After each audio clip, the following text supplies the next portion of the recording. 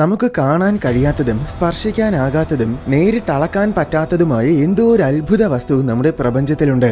പ്രപഞ്ചത്തിലുണ്ടെന്നല്ല, അത് പ്രപഞ്ചം മുഴുവൻ നിറഞ്ഞു നിൽക്കുകയാണ്. ഗാലക്സികളെയൊക്കെ നശിച്ചു പോകാതെ നിലനിർത്തുന്നത് ഈ വസ്തുവാണ്. ഇങ്ങനൊരു അത്ഭുതം പ്രപഞ്ചത്തിൽ നിലനിൽക്കുന്നുണ്ടെന്ന് നമ്മൾ തിരിച്ചറിഞ്ഞിട്ട് ഏകദേശം 100 വർഷങ്ങളായി. ഇത്രയും കാലമായിട്ട് ഇതിനെ നമ്മൾ തിരയുകയും ചെയ്യുന്നുണ്ടായിരുന്നു. ഇതിനെ ഒന്ന് കാണാൻ നമ്മൾ പല വിധത്തിലും ശ്രമിച്ചിട്ടുണ്ട്. പക്ഷേ നിർഭാഗ്യവശാൽ ഇപ്പോഴും ഇത് നമ്മിൽ നിന്നും അദൃശ്യമായിട്ട് തന്നെ നിലനിൽക്കുകയാണ്. ഇതാണ് ഡാർക്ക് മാറ്റർ എന്ന പ്രപഞ്ചാത്ഭുതം. പ്രപഞ്ചത്തിലെ ഏറ്റവും വലിയ നിഗൂഢതകളിലൊന്നാണിത്. ഇത് നിലനിൽക്കുന്നുണ്ടെന്ന കാര്യം നമുക്ക് 100% ഉറപ്പാണ്.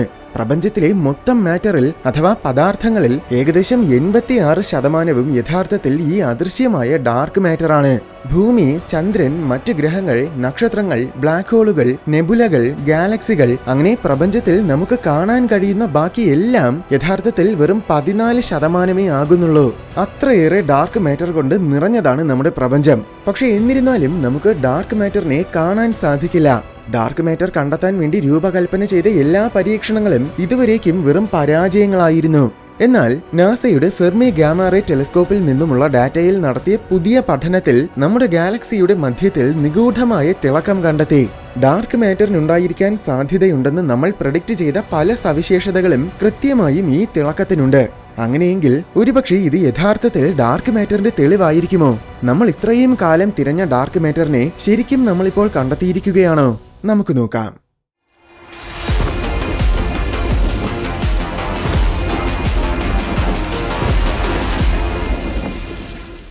1933 അതായത് ഏകദേശം 1 നൂറ്റാണ്ടിന് മുന്നേ സ്വിസ് ആസ്ട്രോണമറായ ഫ്രിറ്റ്സ് സുക്കി ഏതാണ്ട് 32 കോടി പ്രകാശ വർഷങ്ങൾക്കകലെയുള്ള കോമ എന്നൊരു ഗാലക്സി ക്ലസ്റ്ററിനെ നിരീക്ഷിച്ചു.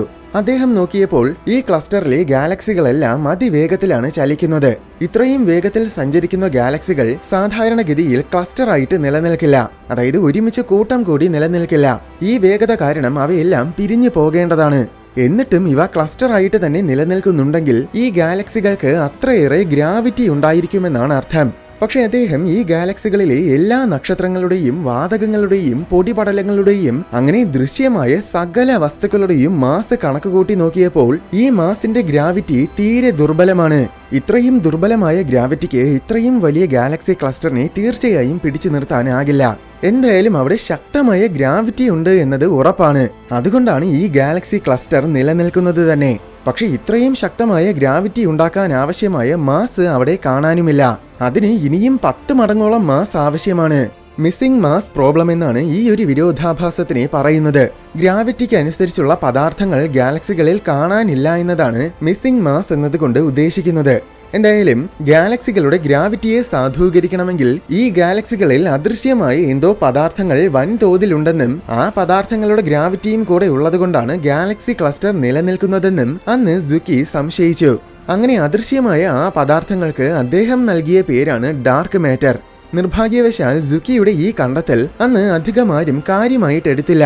ശേഷം 1970കളിൽ അമേരിക്കൻ ആസ്ട്രോണമറായ വെറ റൂബിൻ ആൻഡ്രോമെഡ ഗാലക്സിയെ ഉൾപ്പെടെയുള്ള നിരവധി സ്പൈറൽ ഗാലക്സികളെ നിരീക്ഷിച്ചു. വളരെ അഡ്വാൻസ്ഡ് ആയ സ്പെക്ട്രോമീറ്റേഴ്സ് ഒക്കെ ഉപയോഗിച്ച് സ്പൈറൽ ഗാലക്സികൾ കറങ്ങുന്ന വേഗത അന്ന് റൂബിൻ അളന്നു നോക്കി. ഗ്രാവിറ്റിയുടെ നിയമങ്ങളുടെ അടിസ്ഥാനത്തിൽ നോക്കുമ്പോൾ ഒരു ഗാലക്സിയുടെ മധ്യത്തിലുള്ള വസ്തുക്കളെ അപേക്ഷിച്ച് അറ്റത്തുള്ള വസ്തുക്കൾ വളരെ പതിയെയാണ് ഗാലക്സിക്ക് ചുറ്റും വലം വെക്കേണ്ടത്. അതായത് നമ്മുടെ സോളാർ സിസ്റ്റത്തിൽ സൂര്യനിൽ നിന്നും കൂടുതൽ അകലുന്നതിനനുസരിച്ച് ഗ്രഹങ്ങൾ സൂര്യനെ വലം വെക്കുന്ന വേഗത കുറയുന്നത് പോലെ. എന്നാൽ റൂബിൻ നോക്കിയപ്പോൾ ഗാലക്സികളുടെ മധ്യത്തിലുള്ള നക്ഷത്രങ്ങൾ എത്ര വേഗത്തിലാണോ സഞ്ചരിക്കുന്നത് അതേ വേഗത്തിൽ തന്നെയാണ് അറ്റത്തുള്ള നക്ഷത്രങ്ങളും സഞ്ചരിക്കുന്നത്. ഇങ്ങനെ സംഭവിക്കണമെങ്കിൽ ഗാലക്സികളിൽ അദൃശ്യമായ എന്തോ പദാർത്ഥങ്ങൾ ഉണ്ടായിരിക്കണം. അതുമാത്രമല്ല, ഈ പദാർത്ഥങ്ങൾക്ക് മൊത്തം ഗാലക്സിയേക്കാൾ കൂടുതൽ മാസം ഉണ്ടായിരിക്കണം. അതിനു പുറമെ ഈ പദാർത്ഥങ്ങൾക്ക് ഗാലക്സിയേക്കാൾ കൂടുതൽ വലിപ്പവും ഉണ്ടായിരിക്കണം. എങ്കിൽ മാത്രമേ അറ്റത്തുള്ള നക്ഷത്രങ്ങൾക്കും മധ്യത്തിലുള്ള നക്ഷത്രങ്ങൾ സഞ്ചരിക്കുന്ന അതേ വേഗത്തിൽ സഞ്ചരിക്കാനാകൂ. കാരണം അങ്ങനെ ചിന്തിക്കുമ്പോൾ അറ്റത്ത് നമ്മൾ കാണുന്ന നക്ഷത്രങ്ങൾ യഥാർത്ഥത്തിൽ ഗാലക്സിയുടെ അറ്റത്തിലല്ല, മറിച്ച് ഗാലക്സിയുടെ ഏകദേശം മധ്യഭാഗത്തിൽ തന്നെയാണ്. അതായത് ഗാലക്സിയുടെ ശരിക്കുമുള്ള അറ്റം വീണ്ടും ഒരുപാട് അകലെയാണ്. അദൃശ്യമായ ഡാർക്ക് മാറ്റർ കൊണ്ട് നിർമ്മിതമായതിനാൽ ശരിക്കുമുള്ള അറ്റം നമുക്ക് കാണാൻ കഴിയില്ല. അങ്ങനെ ചിന്തിക്കുമ്പോൾ ഗാലക്സികളൊക്കെ നിർമ്മിതമായിരിക്കുന്നത് തന്നെ യഥാർത്ഥത്തിൽ ഡാർക്ക് മാറ്റർ കൊണ്ടാണെന്ന് നമുക്ക് മനസ്സിലാക്കാം. മറ്റൊരു രീതിയിൽ പറഞ്ഞാൽ ഡാർക്ക് മാറ്റർ ഭീമാകാരമായ വലിയ ഗോളങ്ങളായിട്ടാണ് നിലനിൽക്കുന്നത്. ഈ ഗോളങ്ങളുടെ അതിശക്തമായ ഗ്രാവിറ്റി കാരണം ഗോളങ്ങളുടെ മധ്യഭാഗത്തിൽ കുറച്ച് വിസിബിൾ മാറ്റേഴ്സ് കുടുങ്ങിപ്പോയി. ഈ വിസിബിൾ മാറ്ററിനെയാണ് നമ്മൾ ഗാലക്സികളായിട്ട് കാണുന്നത്. സ്പൈറൽ ഗാലക്സികളെ നിരീക്ഷിച്ചതിൽ നിന്നും റൂബിൻ ഈ ഒരു നിഗമനത്തിലാണ് എത്തിയത്. ഈ പുതിയ നിഗമനം അന്ന് ശാസ്ത്രലോകത്തിന് വളരെ വലിയൊരു വഴിത്തിരിവായിരുന്നു. ഇത് അപൂർവം ചില ഗാലക്സികളിൽ മാത്രം കാണപ്പെടുന്നതായിരിക്കുമെന്നാണ് ആദ്യം പലരും കരുതിയത്. എന്നാൽ പിന്നീട് വേറെയും ശാസ്ത്രജ്ഞർ നിരവധി സ്പൈറൽ ഗാലക്സികളെ നിരീക്ഷിക്കാൻ തുടങ്ങി. അപ്പോഴാണ് മിസ്സിംഗ് മാസ് പ്രോബ്ലം എന്ന പ്രതിഭാസം യഥാർത്ഥത്തിൽ സകല ഗാലക്സികളിലും ഉണ്ടെന്ന് ശാസ്ത്രലോകം തിരിച്ചറിഞ്ഞത്. പണ്ട് സുക്കിയും റൂബിനുമൊക്കെ പറഞ്ഞതുപോലെ ഗാലക്സികളിൽ നിറഞ്ഞു നിൽക്കുന്ന അദൃശ്യമായ പദാർത്ഥങ്ങൾക്ക് മാത്രമേ ഈ വിരോധാഭാസത്തിനെ വിവരിക്കാൻ കഴിയൂ. അങ്ങനെ 1980കളിൽ ശാസ്ത്രലോകം ഡാർക്ക് മാറ്ററിനെ അംഗീകരിക്കാൻ തുടങ്ങി. മറ്റൊരു കാര്യം, ഗാലക്സികളിലെ ഡാർക്ക് മാറ്ററിന്റെ അളവ് കണക്കുകൂട്ടിയപ്പോൾ പ്രപഞ്ചത്തിലെ മൊത്തം മാറ്ററിൽ 86% യഥാർത്ഥത്തിൽ ഡാർക്ക് മാറ്റർ ആണെന്നാണ് മനസ്സിലാക്കാൻ സാധിക്കുന്നത്. അങ്ങനെ നോക്കുമ്പോൾ ശരിക്കും ഗാലക്സികളൊക്കെ ഡാർക്ക് മാറ്റർ കൊണ്ടാണ് നിർമ്മിതമായിരിക്കുന്നതെന്ന് പറയേണ്ടി വരും. കാരണം കാണാൻ കഴിയുന്ന ബാക്കി മൊത്തം വിസിബിൾ മാറ്ററും ആകെ 14% ആകുന്നുള്ളൂ. അതായത് നമ്മളൊരു ഗാലക്സിയെ കാണുമ്പോൾ ആ ഗാലക്സിയുടെ 14% മാത്രമേ നമ്മൾ കാണുന്നുള്ളൂ. ബാക്കി 86% അദൃശ്യമാണ്. ഇത് തന്നെയാണ് മൊത്തം പ്രപഞ്ചത്തിന്റെയും കാര്യം. പക്ഷെ ഇത്രയേറെ ഡാർക്ക് മാറ്റർ കൊണ്ട് പ്രപഞ്ചം നിറഞ്ഞിരുന്നിട്ടും നിർഭാഗ്യവശാൽ ഡാർക്ക് മാറ്ററിനെ ഒരു രീതിയിലും നമുക്ക് നേരിട്ട് കാണാൻ പറ്റില്ല. എന്തെന്നാൽ കാണാൻ കഴിയുന്ന മറ്റൊരു പദാർത്ഥങ്ങളുമായും ഡാർക്ക് മാറ്റർ ഇന്ററാക്ട് ചെയ്യില്ല. പ്രകാശവുമായിട്ട് പോലും ഇത് ഇന്ററാക്ട് ചെയ്യില്ല. ഇത് സ്വന്തമായിട്ടും ഒരു തരത്തിലുമുള്ള റേഡിയേഷനും പുറത്തുവിടില്ല. അതുകൊണ്ടാണ് നമുക്കിതിനെ നേരിട്ട് കാണാൻ പറ്റാത്തത്. നേരിട്ട് കണ്ടിട്ടില്ലാത്തത് കൊണ്ട് തന്നെ ഡാർക്ക് മാറ്റർ നിലനിൽക്കുന്നുണ്ടെന്ന് സ്ഥിരീകരിക്കാനും പണ്ട് പറ്റിയിരുന്നില്ല. ഡാർക്ക് മാറ്റർ മറ്റൊന്നുമായും നേരിട്ട് ഇന്ററാക്ട് ചെയ്യില്ലെങ്കിലും അതിന്റെ ഗ്രാവിറ്റി മറ്റെല്ലാ വസ്തുക്കളുമായും ഇന്ററാക്ട് ചെയ്യും. അതിനാൽ തന്നെ നമുക്കതിനെ കാണാൻ പറ്റിയില്ലെങ്കിലും അത് മറ്റ് വസ്തുക്കളിൽ ചെലുത്തുന്ന സ്വാധീനം നമുക്ക് കാണാൻ സാധിക്കും. അതിന്റെ ഒരു ഉത്തമ ഉദാഹരണമാണ് ഗ്രാവിറ്റേഷണൽ ലെൻസിംഗ്. 1970കളുടെ അവസാനം മുതൽ ശാസ്ത്രജ്ഞർ ഗ്രാവിറ്റേഷണൽ ലെൻസിംഗ് എന്ന പ്രതിഭാസം കണ്ടെത്താൻ തുടങ്ങി. അതായത് ഗ്രാവിറ്റി കൂടിയ വലിയ വസ്തുക്കൾക്ക് ചുറ്റുമുള്ള സ്പേസ് ടൈം വൻതോതിൽ വളയപ്പെടും. അതിനാൽ ഒരു വസ്തുവിൽ നിന്നും വരുന്ന പ്രകാശത്തിനെ മുന്നിലുള്ള ഒരു വലിയ മാസീവായ വസ്തുവിന്റെ ഗ്രാവിറ്റി വളച്ചൊടിക്കും. അനന്തരഫലമായി ഇങ്ങനെ വളഞ്ഞു വരുന്ന പ്രകാശത്തിനെ നമ്മൾ കാണുമ്പോൾ പിന്നിലുള്ള വസ്തുവിനെയും മുന്നിലുള്ള വസ്തുവിന് സമീപം നമുക്ക് കാണാൻ പറ്റും. ഗ്രാവിറ്റി വളച്ചൊടിക്കുന്നത് കാരണം പിന്നിലുള്ള വസ്തുവിനെ നേരിട്ട് കാണുന്നതിനേക്കാൾ കൂടുതൽ വ്യക്തമായിട്ടായിരിക്കും നമ്മൾ ഇതിലൂടെ കാണുന്നത്. അതായത് ഒരു മാഗ്നിഫയിങ് ലെൻസിലൂടെ കാണുന്നത് പോലെ. അതുകൊണ്ടാണ് ഈ പ്രതിഭാസത്തിനെ ഗ്രാവിറ്റേഷണൽ ലെൻസിംഗ് എന്ന് പറയുന്നത്. എന്തായാലും പ്രപഞ്ചത്തിൽ പലയിടങ്ങളിലും ഗ്രാവിറ്റേഷണൽ ലെൻസിംഗ് നമ്മൾ കണ്ടിട്ടുണ്ട്. പ്രധാനമായും ഗാലക്സി ക്ലസ്റ്ററുകൾക്ക് ചുറ്റുമാണ് ഇങ്ങനെ ഗ്രാവിറ്റേഷണൽ ലെൻസിംഗ് കണ്ടിട്ടുള്ളത്. കാരണം ഗാലക്സി ക്ലസ്റ്റേഴ്സിന്റെ ഗ്രാവിറ്റി അതിതീവ്രമാണ്. അതുകൊണ്ട് തന്നെ അവിടെ സംഭവിക്കുന്ന ഗ്രാവിറ്റേഷണൽ ലെൻസിംഗും തീവ്രമായിരിക്കും. അപ്പോൾ അത് നമുക്ക് എളുപ്പത്തിൽ കാണാനും സാധിക്കും. ഇങ്ങനെ ഗ്രാവിറ്റേഷണൽ ലെൻസിംഗിലൂടെ വരുന്ന പ്രകാശം എത്രത്തോളം വളഞ്ഞിട്ടുണ്ടെന്നും ഈ ഗാലക്സി ക്ലസ്റ്റർ എത്ര ദൂരത്തിലാണ് നിൽക്കുന്നതെന്നും നോക്കുമ്പോൾ പ്രകാശം ഇത്രയും വളയാൻ എത്രത്തോളം ഗ്രാവിറ്റി വേണമെന്ന് കണക്ക് കൂട്ടാൻ സാധിക്കും. അതിലൂടെ ആ ഗാലക്സി ക്ലസ്റ്ററിന്റെ ടോട്ടൽ മാസും നമുക്ക് മനസ്സിലാക്കാൻ പറ്റും. പക്ഷെ അങ്ങനെ കണക്ക് കൂട്ടുമ്പോഴെല്ലാം അത്രയും ഗ്രാവിറ്റിക്ക് ആവശ്യമായ മാസ് ഈ ഗാലക്സി ക്ലസ്റ്റേഴ്സിൽ ഇല്ല എന്നാണ് മനസ്സിലാകുന്നത്. അതായത് ഈ ഗാലക്സി ക്ലസ്റ്റേഴ്സിൽ കാണുന്ന ദൃശ്യമായ വസ്തുക്കൾക്ക് പ്രകാശത്തിനെ ഇത്രയും വളച്ചൊടിക്കാൻ ആവശ്യമായ ഗ്രാവിറ്റി ഉണ്ടാക്കാനുള്ള മാസ് ഇല്ല. അങ്ങനെയെങ്കിൽ അവിടെ അദൃശ്യമായ മറ്റെന്തോ മാസ് ഉണ്ടെന്നാണ് അർത്ഥം. ഇത് ഒന്നോ രണ്ടോ ഗ്രാവിറ്റേഷണൽ ലെൻസിംഗിന്റെ കാര്യമല്ല, മറിച്ച് ഗാലക്സി ക്ലസ്റ്ററുകളിൽ നമ്മൾ കണ്ടിട്ടുള്ള എല്ലാ ഗ്രാവിറ്റേഷണൽ ലെൻസിംഗിലും ഇത് തന്നെയാണ് അവസ്ഥ. അങ്ങനെയെങ്കിൽ ഈ ഗ്രാവിറ്റിക്ക് കാരണമാകുന്ന അദൃശ്യമായ എന്തോ പദാർത്ഥങ്ങൾ തീർച്ചയായും ഈ ഗാലക്സികളിലെല്ലാം ഉണ്ടായിരിക്കണം. അതാണ് ഡാർക്ക് മാറ്റർ. അങ്ങനെ ഗ്രാവിറ്റേഷണൽ ലെൻസിംഗ് കാരണം കൂടുതൽ പേര് ഡാർക്ക് മാറ്ററിനെ അംഗീകരിക്കാൻ തുടങ്ങി. ഡാർക്ക് മാറ്ററിന്റെ നിലനിൽപ്പ് 100% സ്ഥിരീകരിക്കാൻ സഹായിച്ചത് 2006 നടത്തിയ ഒരു പഠനം കാരണമാണ്. ഏകദേശം 370 കോടി പ്രകാശവർഷങ്ങൾക്കകലെ നിലനിൽക്കുന്ന വളരെ വലിയൊരു ഗാലക്സി ക്ലസ്റ്ററാണ് ബുള്ളറ്റ് ക്ലസ്റ്റർ. 1990കളിലാണ് ഇതിനെ ആദ്യമായി കണ്ടെത്തിയത്. ഇതൊരു സാധാരണ ഗാലക്സി ക്ലസ്റ്റർ അല്ല. ഇത് 2 ഗാലക്സി ക്ലസ്റ്റേഴ്സ് തമ്മിൽ കൂട്ടിയിടിച്ചത് കാരണമുണ്ടായ ഒരു ക്ലസ്റ്ററാണ്. ഈ ചിത്രത്തിൽ 2 വശങ്ങളിലായിട്ട് നീല നിറത്തിൽ കാണുന്നതാണ് കൂട്ടിയിടിക്കപ്പെട്ട 2 ഗാലക്സി ക്ലസ്റ്റേഴ്സ്. മധ്യഭാഗത്ത് പിങ്ക് നിറത്തിൽ കാണുന്നത് ഈ ക്ലസ്റ്റേഴ്സിൽ ഉണ്ടായിരുന്ന വാതകങ്ങളാണ്. സംഭവം ഒരു ക്ലസ്റ്ററിലെ ഗാലക്സികൾ ഓരോന്നും ഒരുപാട് അകലത്തിലാണ് നിലനിൽക്കുന്നത്. അതുകൊണ്ട് തന്നെ ഈ ക്ലസ്റ്റേഴ്സ് തമ്മിൽ കൂട്ടിയിടിച്ചപ്പോൾ അവയിലുണ്ടായിരുന്ന ഗാലക്സികൾ ഒന്നും തന്നെ കൂട്ടിയിടിച്ചില്ല. പകരം അവയെല്ലാം സമീപത്ത് കൂടെ കടന്നു പോവുക മാത്രമേ ചെയ്തുള്ളൂ. ഇതുപോലെ രണ്ട് ഗാലക്സികൾ തമ്മിൽ കൂട്ടിയിടിക്കുമ്പോഴും അവയിലുള്ള നക്ഷത്രങ്ങൾക്കിടയിൽ ഒരുപാട് ദൂരമുള്ളതിനാൽ ഈ നക്ഷത്രങ്ങൾ തമ്മിൽ സാധാരണഗതിയിൽ കൂട്ടിയിടിക്കാറില്ല. എന്തായാലും ഗാലക്സി ക്ലസ്റ്ററുകൾക്കെല്ലാം പൊതുവെ ഒരു പ്രത്യേകതയുണ്ട്. എന്താണെന്നാൽ അവയിലെ ഗാലക്സികൾക്കിടയിലുള്ള സ്പേസിൽ വൻതോതിൽ ചൂട് കൂടിയ വാതകങ്ങൾ ഉണ്ടായിരിക്കും. ഒരു ഗാലക്സി ക്ലസ്റ്ററിന്റെ ദൃശ്യമായ മൊത്തം മാസിൽ വലിയൊരു ശതമാനവും യഥാർത്ഥത്തിൽ ഈ വാതകങ്ങളാണ്. ഉദാഹരണത്തിന് ബുള്ളറ്റ് ക്ലസ്റ്ററിലെ ദൃശ്യമായ മാസിൽ ഏകദേശം 90% ഈ പറഞ്ഞ വാതകങ്ങളാണ്. ഈ ഗാലക്സി ക്ലസ്റ്റേഴ്സ് കൂട്ടിയിടിച്ചപ്പോൾ അവയിലുണ്ടായിരുന്ന ഈ വാതകങ്ങൾ തമ്മിൽ കൂട്ടിയിടിച്ചു. അനന്തരഫലമായി ഈ വാതകങ്ങളുടെ വേഗത കുറയുകയും അവ മുഴുവൻ കൂട്ടിയിടി നടന്ന സ്ഥലത്തിൽ തന്നെ തങ്ങി നിൽക്കുകയും ചെയ്തു. അതാണ് ഈ ചിത്രത്തിൽ പിങ്ക് നിറത്തിൽ കാണുന്നത്. അത് മുഴുവൻ വാതകങ്ങളാണ്. പക്ഷേ ഇതെങ്ങനെയാണ് ഡാർക്ക് മാറ്ററിന്റെ നിലനിൽപ്പിനെ സ്ഥിരീകരിക്കുന്നത് എന്നായിരിക്കും ഒരുപക്ഷെ നിങ്ങളിപ്പോൾ ചിന്തിക്കുന്നത്. സംഭവം ശ്രദ്ധിച്ചു നോക്കിയാൽ രണ്ട് വശങ്ങളിലുമുള്ള ഗാലക്സി ക്ലസ്റ്റേഴ്സിലും ഗ്രാവിറ്റേഷണൽ ലെൻസിംഗ് പ്രതിഭാസം കാണാൻ സാധിക്കും. ഡാർക്ക് മാറ്റർ ശരിക്കും ഇല്ലായിരുന്നുവെങ്കിൽ ഈ ഗ്രാവിറ്റേഷണൽ ലെൻസിംഗ് കാണേണ്ടത് മധ്യഭാഗത്തിലാണ്. കാരണം നേരത്തെ പറഞ്ഞതുപോലെ മധ്യഭാഗത്ത് കാണുന്ന വാതകങ്ങളാണ് ഈ ഗാലക്സി ക്ലസ്റ്റേഴ്സിലെ ദൃശ്യമായ മാസിൽ ഏകദേശം 90%. ബാക്കി വെറും 10% മാത്രമേ വശങ്ങളിലെ ക്ലസ്റ്റേഴ്സിനുള്ളൂ. മധ്യഭാഗത്തിൽ ഇത്രയും മാസ് ഉണ്ടായിരുന്നിട്ടും അവിടെ ഗ്രാവിറ്റേഷണൽ ലെൻസിംഗ് കാണുന്നില്ലെങ്കിൽ അതിനർത്ഥം അതിനേക്കാൾ ഒരുപാട് കൂടുതൽ മാസ് അദൃശ്യമായ രീതിയിൽ വശങ്ങളിലെ ഗാലക്സി ക്ലസ്റ്റേഴ്സിൽ ഉണ്ടെന്നാണ്. ഡാർക്ക് മാറ്റർ ആയതിനാലാണ് നമുക്കത് കാണാൻ പറ്റാത്തത്. ഗാലക്സി ക്ലസ്റ്റേഴ്സ് തമ്മിൽ കൂട്ടിയിടിച്ചപ്പോൾ മറ്റ് വസ്തുക്കളുമായി ഇന്ററാക്ട് ചെയ്യാത്തത് കാരണം ഈ ഡാർക്ക് മാറ്ററും മധ്യഭാഗത്തിൽ തങ്ങി നിൽക്കാതെ ക്ലസ്റ്റേഴ്സിനൊപ്പം പോയി. അങ്ങനെ ഈ ഗാലക്സി ക്ലസ്റ്ററിന്റെ കണ്ടെത്തലോടെ ഡാർക്ക് മാറ്ററിന്റെ നിലനിൽപ്പ് സ്ഥിരീകരിക്കാൻ പറ്റി. ശേഷം ഡാർക്ക് മാറ്ററിനെ നേരിട്ട് കാണാനും അതിന്റെ വ്യക്തമായ നേരിട്ടുള്ള തെളിവ് കണ്ടെത്താനും ശാസ്ത്രലോകം മുഴുവനും നിരന്തരമായി പരിശ്രമിക്കാൻ തുടങ്ങി. നിർഭാഗ്യവശാൽ അങ്ങനെ ഒരു തെളിവും ആർക്കും തന്നെ കിട്ടിയില്ല. എന്നാൽ കുറച്ചു നാളുകൾക്ക് മുന്നേ ഡാർക്ക് മാറ്ററിന്റെ ഒരു പുതിയ തെളിവ് കണ്ടെത്താനായി.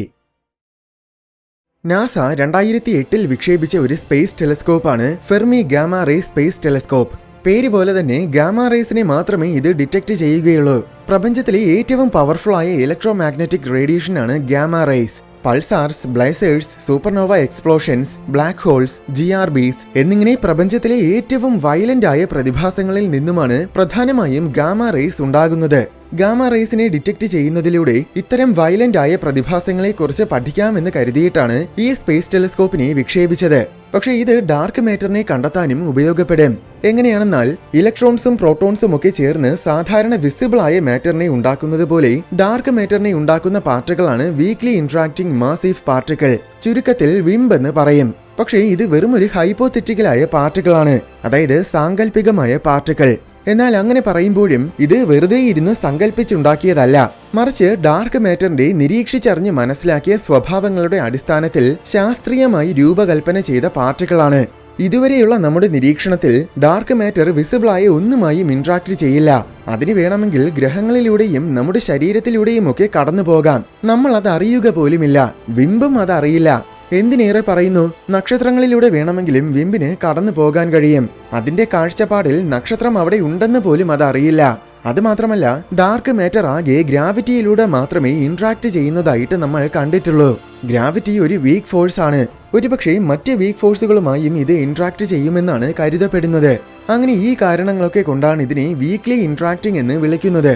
ഇനി നിഗമനമനുസരിച്ച് ഈ പാർട്ടിക്കിൾ പതിയെയാണ് സഞ്ചരിക്കുന്നത്. അതുകൊണ്ടാണ് ഇതിനെ കൂടിച്ചേർന്ന് ഗാലക്സികൾ പോലെയുള്ള വലിയ ഘടനകളെയൊക്കെ നിർമ്മിക്കാൻ സാധിച്ചത്.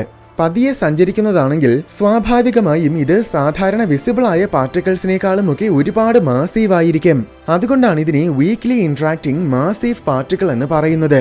എന്തായാലും ഒരു പാർട്ടിക്കിൾ അതിന്റെ ആന്റി പാർട്ടിക്കിളുമായി കൂട്ടിയിടിക്കുമ്പോൾ ആ ശക്തി കാരണം അവ രണ്ടും നശിച്ചു പോകാനുള്ള സാധ്യതയുണ്ട്. ഇതിനെയാണ് പാർട്ടിക്കിൾ അനൈലേഷൻ എന്ന് പറയുന്നത്. ഇങ്ങനെ പാർട്ടിക്കിൾ അനൈലേഷൻ സംഭവിക്കുമ്പോൾ അനന്തരഫലമായി അതിൽ നിന്നും വൻതോതിലുള്ള ഊർജ്ജ പ്രവാഹം ഉണ്ടാകും. അതിൽ പ്രധാനമായും ഉണ്ടാകുന്നത് ഗാമ റേസ് ആയിരിക്കും. ഇതേപോലെ വിംബും അതിന്റെ ആന്റി പാർട്ടിക്കിൾസുമായി കൂട്ടിയിടിച്ച് അനൈലേഷൻ സംഭവിക്കുകയും അതിൽ നിന്നും ഗാമ റേസ് ഉണ്ടാവുകയും ചെയ്യാനുള്ള സാധ്യതയുണ്ട്. ഈ ഗാമ റേസിനെ നമുക്ക് ഡിറ്റക്ട് ചെയ്യാൻ സാധിക്കും. ഡാർക്ക് മാറ്റർ ഉണ്ടാകാൻ സാധ്യതയുണ്ടെന്ന് നമ്മൾ പ്രെഡിക്റ്റ് ചെയ്യുന്ന സ്ഥലങ്ങളിൽ ഇതുപോലെ ഗാമ റേസ് ഡിറ്റക്ട് ചെയ്യാൻ സാധിച്ചാൽ ഒരുപക്ഷെ അത് ഡാർക്ക് മാറ്ററിൽ നിന്നും വന്നതായിരിക്കുമെന്ന് നമുക്ക് കരുതാം. ഇങ്ങനെയാണ് ഡാർക്ക് മാറ്ററിനെ കണ്ടെത്താൻ ഫെർമി ടെലിസ്കോപ്പിന് നമ്മെ സഹായിക്കാൻ കഴിയുന്നത്. ഇത് തന്നെയാണ് 2 വർഷങ്ങൾക്ക് മുന്നേ, കൃത്യമായി പറഞ്ഞാൽ 2023 ഒക്ടോബറിൽ ടനോരെ ടൊട്ടാനി എന്നൊരു ജാപ്പനീസ് ഗവേഷകൻ ചെയ്തത്. അദ്ദേഹം ഫെർമി ടെലിസ്കോപ്പ് 2008 മുതൽ 2023 വരെ, അതായത് 15 വർഷങ്ങൾ കൊണ്ട് ശേഖരിച്ച മിൽക്കി വേ ഗാലക്സിയിൽ നിന്നുമുള്ള മൊത്തം ഡാറ്റയും പരിശോധിച്ചു നോക്കി. അപ്പോൾ ഇതുപോലൊരു ഇമേജ് കിട്ടി. ശേഷം ഇതിൽ നിന്നും നമുക്കറിയാവുന്ന സകല സോഴ്സുകളിൽ നിന്നും വരുന്ന മൊത്തം ഗാമ റേസിന്റെ ഡാറ്റയും ഡിലീറ്റ് ചെയ്തു. അപ്പോൾ അജ്ഞാതമായ എന്തോ ഒരു സോഴ്സിൽ നിന്നും വന്ന ഗാമ റേസിന്റെ ഡാറ്റ മാത്രം അവശേഷിച്ചു. അതാണ് ഈ ചിത്രം. ഇത് പരിശോധിച്ച് നോക്കിയപ്പോൾ വിംബ് പാർട്ടിക്കിൾ അനൈലേഷൻസിലൂടെ ഉണ്ടാകുന്ന ഗാമ റേസിന് എന്തൊക്കെ പ്രോപ്പർട്ടീസ് ഉണ്ടായിരിക്കുമെന്ന് നേരത്തെ പ്രെഡിക്റ്റ് ചെയ്തിരുന്നുവോ അതേ പ്രോപ്പർട്ടീസ് ആയിരുന്നു അവശേഷിച്ച ഈ ഗാമ റേസിനും ഉണ്ടായിരുന്നത്. അതായത് പ്രധാനമായും ഈ ഗാമ റേസിന്റെ എനർജി എന്നത് 20 ജിഗാ ഇലക്ട്രോൺ വോൾട്ട്സ് ആയിരുന്നു. വളരെ മാസീവായ പാർട്ടിക്കിൾസിന്റെ ഇന്ററാക്ഷൻസിലൂടെ മാത്രമേ ഇത്രയും പവർഫുൾ ആയ ഗാമ റേസ് ഉണ്ടാവുകയുള്ളൂ. ഈ അവശേഷിച്ച ഗാമ റേസിന്റെ ആകൃതിയും പ്രെഡിക്റ്റ് ചെയ്ത ഡാർക്ക് മാറ്ററിന്റെ ആകൃതി പോലെയാണ്. അതായത് ഗാലക്സിയേക്കാൾ ഒരുപാട് വലിപ്പമുള്ള രീതിയിൽ നിറഞ്ഞു നിൽക്കുന്ന തരത്തിലൊരു സ്ഫെറിക്കൽ ആകൃതി. ഈ ഡാറ്റയുടെ അടിസ്ഥാനത്തിൽ കണക്കുകൂട്ടി നോക്കിയപ്പോൾ ഈ ഗാമ റേസ് രൂപം കൊള്ളാൻ കാരണമായ പാർട്ടിക്കിൾസിന് ഏകദേശം 0.5 മുതൽ 8 ടെറാ ഇലക്ട്രോൺ വോൾട്ട്സ് മാസ് ഉണ്ടായിരിക്കും. താരതമ്യേന പറഞ്ഞാൽ ഇത് ഒരു പ്രോട്ടോണിന്റെ മാസിന്റെ 500 മുതൽ 8000 മടങ്ങാണ്. അപ്പോൾ ഇത് ശരിക്കും മാസീവായ പാർട്ടിക്കിൾസ് തന്നെ ആയിരുന്നു, അതായത് വിംബിനെ പോലെ.